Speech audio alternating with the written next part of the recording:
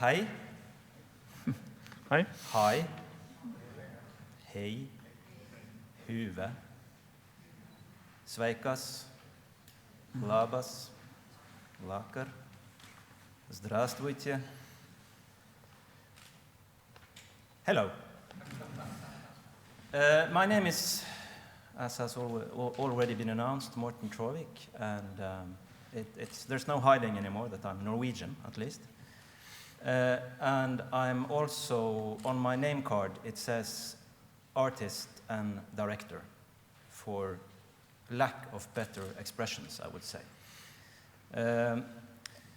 I have also many other names, like other figures in religion and history. I've also been called, to name a few, useful idiot for the world's most evil regime, male chauvinist, cultural imperialist, to name a few, and Norwegian, of course. There are those who wish I wasn't Norwegian in Norway. We will get back to that. I have to say thank you to Mark, to the ICD, and also to the Nordic Council of Ministers. I'm really honored to speak in such a distinguished forum and to so distinguished, well-dressed, beautiful, cultivated participants as yourself. I will start off. The former speaker ended by a quote. I will start with one. As we today and this year, we are, I wouldn't exactly say celebrating, but there has been a lot of marking and notifying the public about the 100-year centenary of this outbreak of the First World War in 1914. And naturally, this was long before the Institute for Cultural Diplomacy was established. That goes without saying. If we have only been there. Oh, that wasn't really funny. Okay, yeah, I have to adjust my jokes here a little bit. Anyway, the quote is from Georges Clemenceau, also known as the Tiger, the French prime minister who was leading France through the First World War. And one of his most famous quotes is that politics, got ahead of myself there. War is far too serious a matter to leave to the generals, which is, of course, entirely true. And I will paraphrase Clemenceau and say that politics is far too important a matter to leave only to the politicians. As well as diplomacy is far too important matter to leave to the diplomats. And I have to be self-reflective, after all, and show a certain bit of humility and say that art, God damn it, is far too important to leave to the artists only. And that is why we are here together, isn't it? To try to define strategies, and not least try to define what cultural diplomacy actually is, I think is a key question that should concern us in the days to come. I will speak a little bit about some of my projects for which there aren't really that many names, apart from what I've already introduced, because I work in a field that takes its starting point in theater. As Shakespeare said, the world is a stage, and all men and women merely are players, and each one plays his part, as I'm playing mine now, and as you are playing yours in your daily life, every day, all the time. And if you think that this speech is going to consist mainly of borrowed quotes, you're entirely right, because in 10 minutes you have to be quick and have good sound bites, is my philosophy.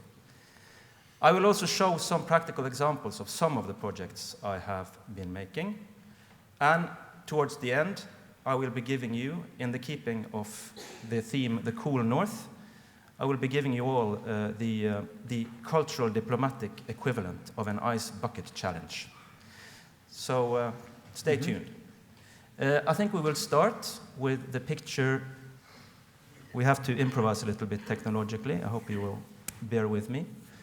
If we start with the picture that says Tumblr something. like a long title and it says Tumblr.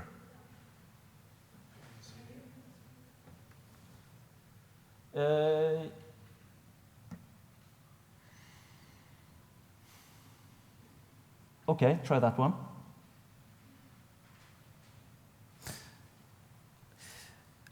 Yeah, this is from an installation that I made in 2010 when I was Norway's so far first and probably also last artist in residence with the Norwegian Armed Forces. My assignment was to reflect on military issues, issues connected to defense and conflicts, and to make artworks that in one way or the other reflected upon this. So this is one of those projects. It's called, pretty self-explanatorily, Yes, No, and consists of 2 white-painted Swedish tanks that I, through a lot of applied cultural diplomacy, managed to borrow from our friendly neighbor Sweden, because the Norwegian army didn't want to borrow it to me. So in addition to those 2 50-ton heavy tanks standing beside our national opera in Oslo for 6 weeks, we also had an element of a Swedish intervention, you could say, into Norway. I will then proceed to the film clip as an example of trying to define cultural diplomacy, that cultural diplomacy is not necessarily, of course, conducted between states or nation states. Cultural diplomacy is, as several of the previous speakers have underlined, a people-to-people exercise or a person-to-person exercise, which is at the bottom of it all. So I'll start off with Miss Landmine. This movie is also available on YouTube. If you search Miss Landmine, you have the whole documentary in its entirety. It's, I would say it's watchable. Then I will move on quite soon to the next example. I just would like to touch upon the kind of working title for my address to you here today, which was, the heading was Arts versus Politics. Because, and it might just as well be called Culture versus Diplomacy. I actually was a little bit sad that I came to think of that so late, but let's have that as an alternative title. Culture versus Diplomacy. Because culture and diplomacy, as we all know, don't always mix that well. They might even be directly opposed to each other. So how do you work with cultural diplomacy as a tool? And I can only speak, of course, from my own experience. But I think one challenge, this is not the ice bucket challenge, that comes later, but one challenge that you constantly have to deal with is actually believing that you can learn something from your enemies. I think this is a great challenge that many of us, myself included, are not taking seriously enough. Too often, all types of diplomacy, that be cultural or other forms, more traditional forms, is about kind of secretly on the sly convincing the other part to think like you. Which is good and well, but that is, in my book at least, not real diplomacy or real cultural exchange. If real cultural exchange, if real dialogue is what you want, then you have to be prepared to learn from people you don't like. And I know that this sounds banal, and it is, but that's the way it is. And now for the ice bucket challenge, ladies and gentlemen. As an example of a country that most of us don't like that well, I give you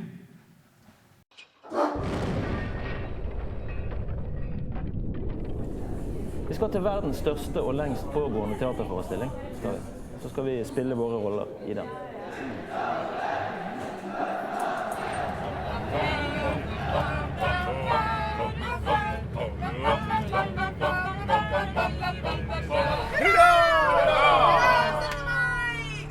Arbeiderpartiet hevder norske kunstnere er nyttige idioter for Nord-Korea. Er du en nyttig idiot for Nord-Korea? Ikke nyttig, men ikke en idiot.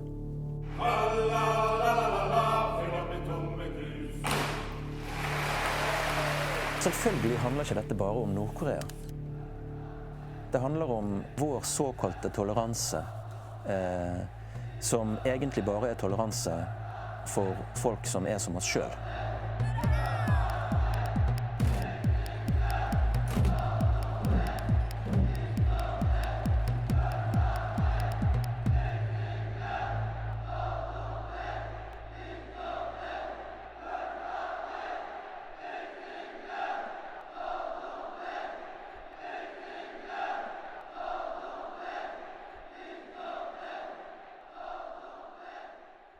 And we might as well jump to the picture that's called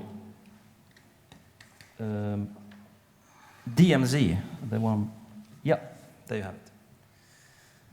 I came back from one of my trips to North Korea 1.5 weeks ago, and one of the things that I have in the pipeline is something called the DMZ Academy. The DMZ is, as many of you may know, abbreviation for a demilitarized zone, and it is mostly or most closely connected with the zone that splits the Korean peninsula in two opposing states. Let me just explain a little bit about the clip you just saw.